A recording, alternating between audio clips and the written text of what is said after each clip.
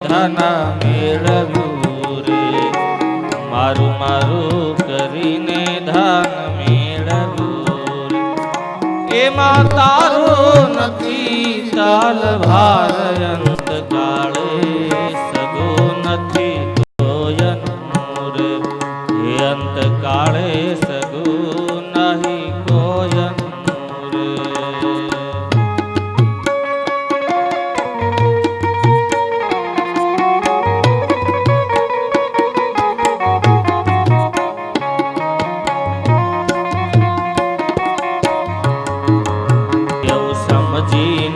ભજ ભગવાનને રે, એવું સમજીને ભજ ભગવાનને.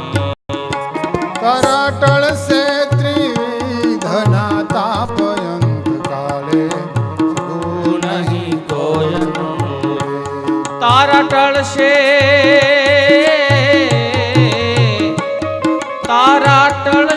ત્રિવિધિન તાપ, અંત કાળે સગો નહીં કોયનું રે, અંત કાળે સગો નહીં કોયનું રે, અંત કાળે સગો નહીં કોયનું રે.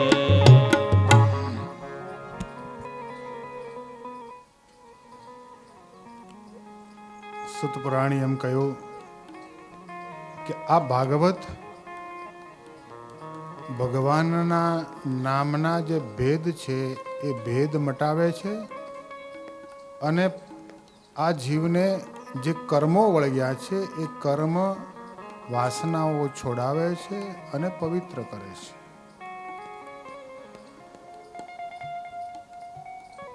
આ ભાગવત સાંભળવાથી, શ્રવણ કરવાથી એને પુનર્જન્મ લેવા માટેની જે વાસનાઓ છે એ વાસનાઓને બાળીને ભસ્મ કરે છે.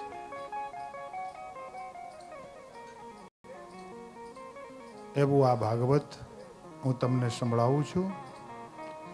અને એ માત્ર ભાગવત સાંભળવાથી તમારા બધાના જેટલા પ્રશ્નો છે આ તમામ પ્રશ્નોનું નિરાકરણ એક શાસ્ત્રમાંથી તમને મળશે. કેવી પવિત્ર કથા છે તો એના માટે હું તમને એક ઉપાખ્યાન સંભળાવું છું કે એક આત્મદેવ નામનો એક બ્રાહ્મણ હતો.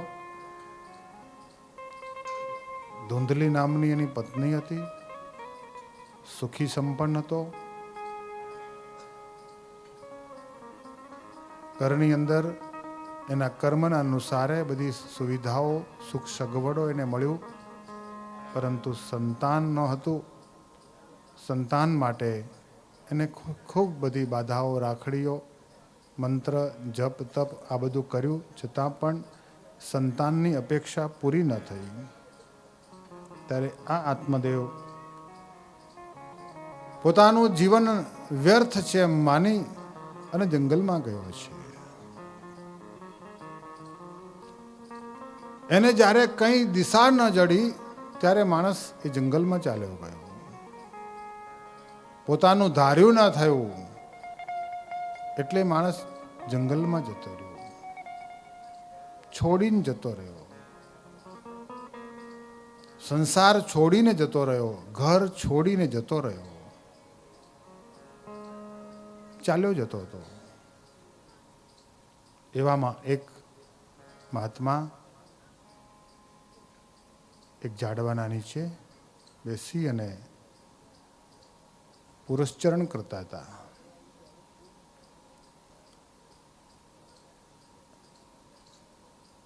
ચાલતા ચાલતા મહાપુરુષ ઉપર આ આત્મદેવની નજર પડી અને એને એમ થયું કે ચાલો ને આ સંતના પાસે જઈ અને એમને નમસ્કાર વંદન કરું. એમ માની અને આત્મદેવ સંત પાસે આવ્યો અને સંતને વંદન કર્યા. અને સંતે એ આત્મદેવને એમ કહ્યું કે તમે કુશળ તો છે ને? ત્યારે આત્મદેવ એમ કહ્યું કે ના સ્વામી, મહાત્માનું કુશળ નથી. શું તકલીફ છે? આત્મદેવે એમ કહ્યું, મારી કુશળતા તો પૂછશો જ નહીં. હું કુશળ નથી, હું સુખી નથી. મને બહુ તકલીફ છે. સંતે એમ કહ્યું કે તકલીફનું કંઈ કારણ? બસ મને ચેન પડતું નથી, મને નિંદ્રા આવતી નથી, મને ખાવાનું ભાવતું નથી, મને મારું ઘર છે એ ઘર સ્મશાન જેવું લાગે છે, મને કોઈ મારા સગા સંબંધીઓ ગમતા નથી, એટલે હું ઘર છોડી અને બસ નીકળ્યો છું. ત્યારે સંતે પૂછ્યું, તો નીકળો તો ખરો, પણ ક્યાં જઈશ? ત્યારે આત્મદેવ એમ કહ્યું કે ક્યાં, મારો કોઈ લક્ષ્ય નથી, બસ હું નીકળી ગયો છું. ત્યારે સંતે એમ કહ્યું, ભાઈ તું આમ ઘર છોડીને જતો રહીશ એનાથી તું સુખી નહીં થાય. તારે સુખી થવું હોય તો જ્યાં તું છું ત્યાં જ રહે, અને તારી સામે જે સમસ્યાઓ હોય એ સમસ્યાનો તું એ ઉકેલ ત્યાં રહીને જ કર. કોઈ ગામ બદલાવાથી સમસ્યાઓનો ઉકેલ નથી, કોઈ ઘર બદલાવાથી સમસ્યાનો ઉકેલ નથી. એ સમસ્યાઓ તો જીવનની સાથે જ આવવાની છે. એ સમસ્યાઓનો ઉકેલ કરવો એ બુદ્ધિશાળીનું કામ છે. માટે હે વિપ્ર, આ જીવન છે, અને એ જીવન ભગવાને એક આપેલી દેન છે. આ મનુષ્ય અવતાર હે વિપ્ર બહુ કિંમતી અવતાર છે. જે જીવને માણસનો અવતાર મળે છે એ માણસ, એ જીવ તો બહુ ખુશ થાય છે, અને માણસનો અવતાર લેવા માટે આકાશમાં દેવતાઓ પણ પ્રભુને પ્રાર્થના કરતા હોય છે કે હે પ્રભુ, અમારે સ્વર્ગ નથી જોઈતું, અમારે માણસનો અવતાર જોઈએ છે, મૃત્યુ લોકમાં અમારે જવું છે, એમ દેવતાઓ પણ ઈચ્છે છે.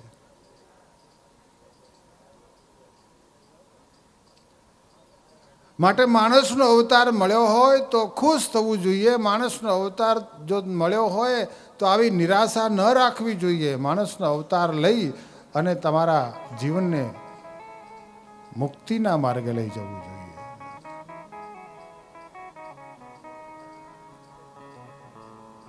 સંતે એમ કહ્યું, આત્મદેવ, આ માણસ જે ધારે એ કરી શકે છે. માણસના જીવનમાં જે વિચારે એ થઈ શકે છે. વિપ્રે એમ કહ્યું, આત્મદેવે એમ કહ્યું કે સંત, હે મહાત્મન,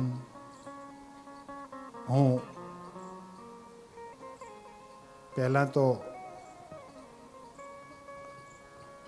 પહેલા તો મને જે વસ્તુ જોઈએ છે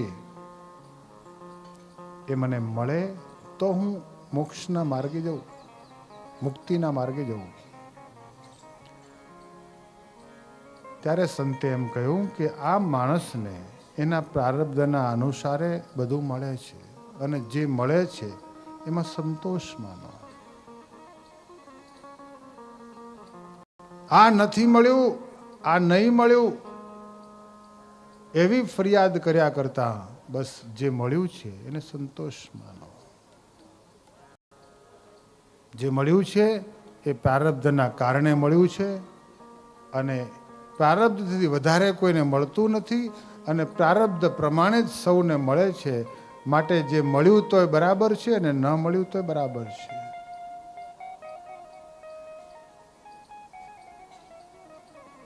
માટે હે આત્મદેવ, આ માણસનો જન્મ છે મુક્તિ માટેનો જન્મ છે. સુખ સગવડ અને જગતના પદાર્થ અને માયાનું સુખ તો તમામ યોનિઓમાં આ જીવને મળે જ છે. આ જીવનની અંદર માત્ર મુક્તિનો માર્ગ એ માણસના અવતારથી જ સંપાદન થાય છે. માણસથી જ, માણસના અવતારમાં જ આ જીવ મુક્તિને પામે છે. માટે આત્મદેવ, જે લાભ થયો હોય એમાં સંતોષ માનો, જે પ્રાપ્તિ થઈ હોય એને સંતોષ માનો, જે મળ્યું હોય એનો સંતોષ માનો અને હરિ ભજો. ખબર નહીં ક્યારે આપણું શરીર પડી જશે અને ક્યારે આપણા શરીરનો અંત આવી જશે, પ્રારબ્ધ પૂરું થઈ જશે, કોઈને ખબર નથી. માટે તું સમસ્યાઓના ઉકેલ કરવા કરતા ભગવાનનું ભજન કર, સત્સંગ કર. આમ પલાયન થઈ જઈ અને તું ચાલ્યો જઈશ, એનાથી તારા સમસ્યાનો ઉકેલ નહીં આવે. ત્યારે આત્મદેવ એમ કહ્યું કે હું તો ભજન કરું, મારી તૈયારી છે તપ કરવાની, મારી તૈયારી છે ભજન કરવાની, પણ મને જો એક ઘરમાં દીકરો થાય પછી મને શાંતિ થઈ જશે. ત્યારે સંતે એને કહ્યું, જો આ સંસાર જે વસ્તુ છે, ભૌતિક પદાર્થ છે, શાંતિ આપનારા છે જ નહીં. એ માયાનું તત્વ છે. જગત માત્ર માયાનું તત્વ છે. શું આપજો? જગત આખું છે માયાનું તત્વ છે. અને માયાના તત્વમાંથી જે વસ્તુ બની છે એ ખોટી જ છે.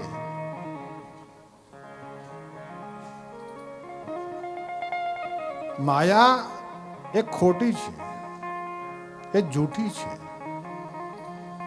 ઘર પણ જૂઠું છે, સગા સંબંધી પણ જૂઠા છે,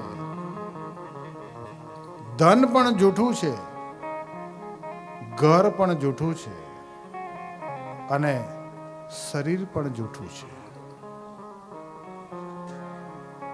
બધું જ ખોટું છે આ દુનિયાની અંદર. કારણ કે બન્યું છે એ બગડી જવાનું.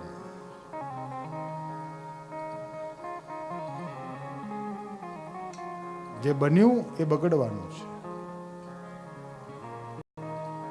આપણે એને જોઈએ છીએ કે આજે તો બહુ સારું છે, પણ કાલે બગડી જાય છે. માયાનું ઉત્પાદન સંપૂર્ણ નાશવંત છે.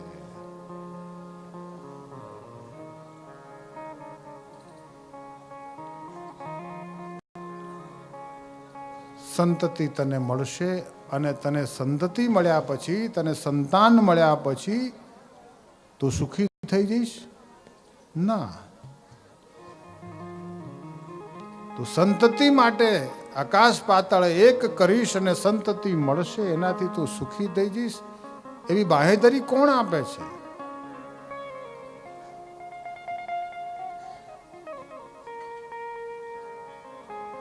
જે મળ્યું છે એ પ્રારબ્ધ પ્રમાણે મળ્યું છે, તો એને સંતોષ માનો.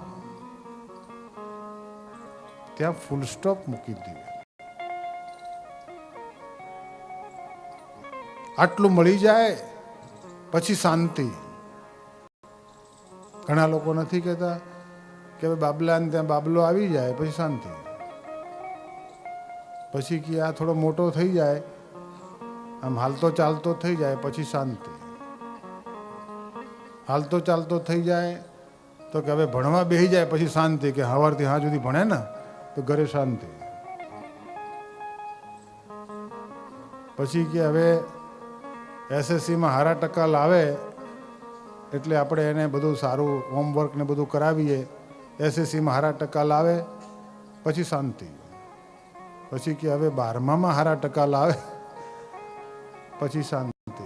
ત્યાં સુધી તો ધ્યાન રાખવું પડશે. 12માં પછી 12માં જેવું જ કર્યું હોય. 12મું કરી લીધું તો કે હવે કોઈ સારી કોલેજમાં એડમિશન, સારા સબ્જેક્ટમાં એડમિશન મળી જાય પછી શાંતિ.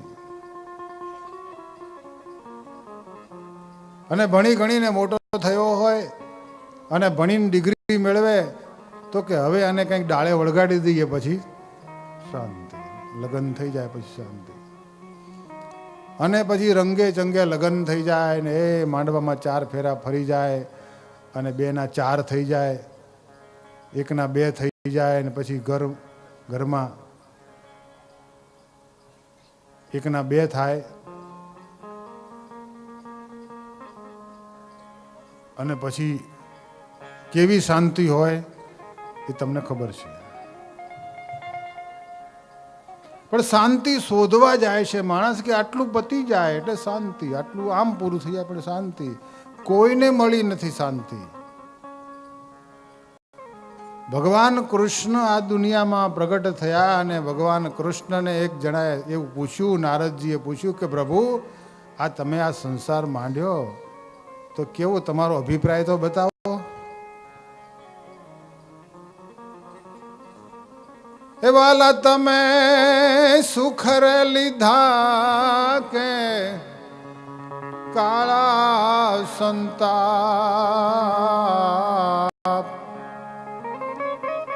એ જન્મીને જાદવ એ કુળમાં રે.